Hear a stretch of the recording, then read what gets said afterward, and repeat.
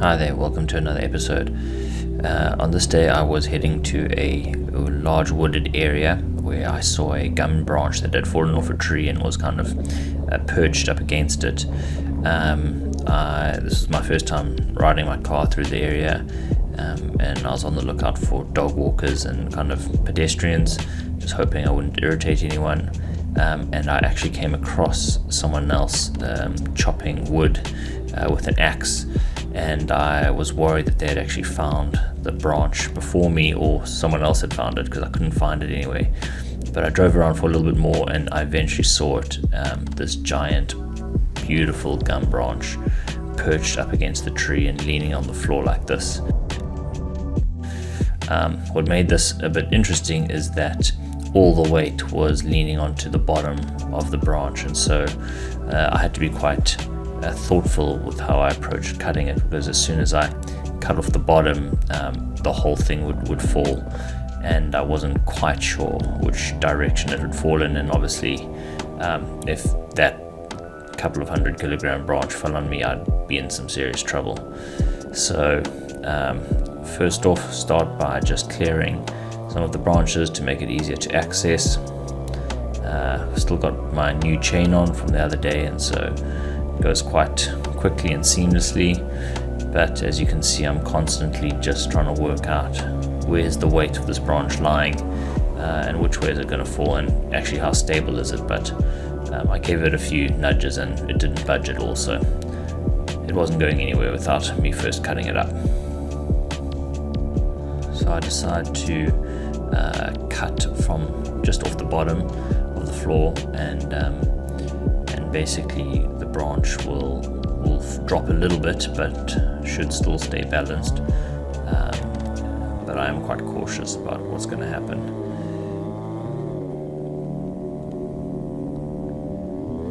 Come up from the bottom,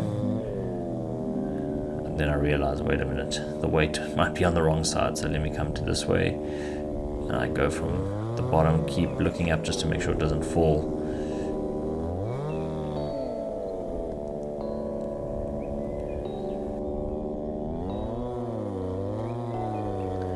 I decide to cut a wedge just so my chain doesn't get pinched.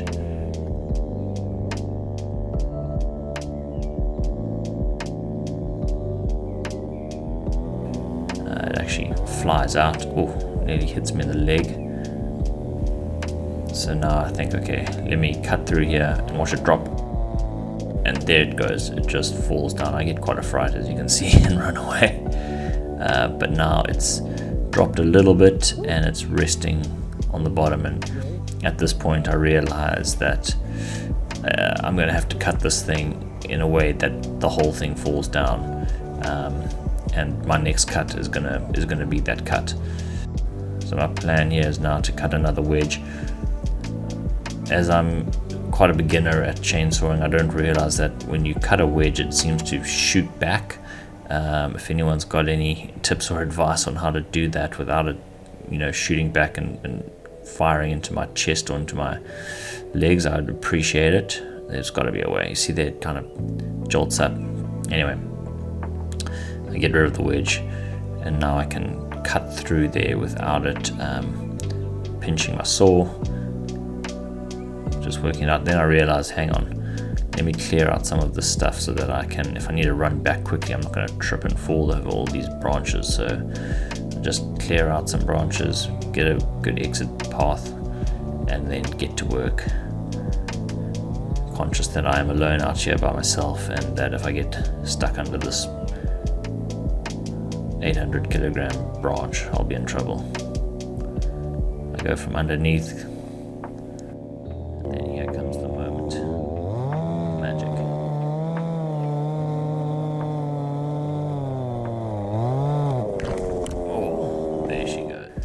She fell down just exactly as I kind of hoped, and yeah, no risk to me, which is good. I then get to work just cleaning up some of the side branches. These are beautifully sized, perfect to go straight into the fireplace. I cut them at about 30 centimeters length, and then just kind of start cleaning up the branch some more, because this is where the bulk of the wood is going to come from, this main branch.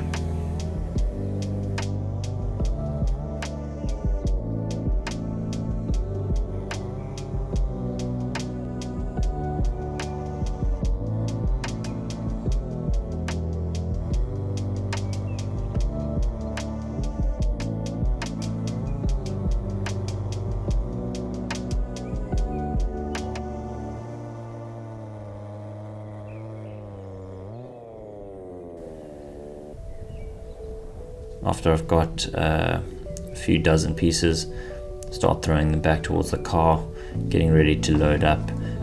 There's a lot more wood of this branch that I could cut, but it's quite thick, and to be honest, I've got a lot at home that I still need to split, and splitting is tricky when the wood is super thick and a little bit knotty or twisted. And so I take a few more big pieces like this, which I know I could probably easily split into 6 pieces quite easily.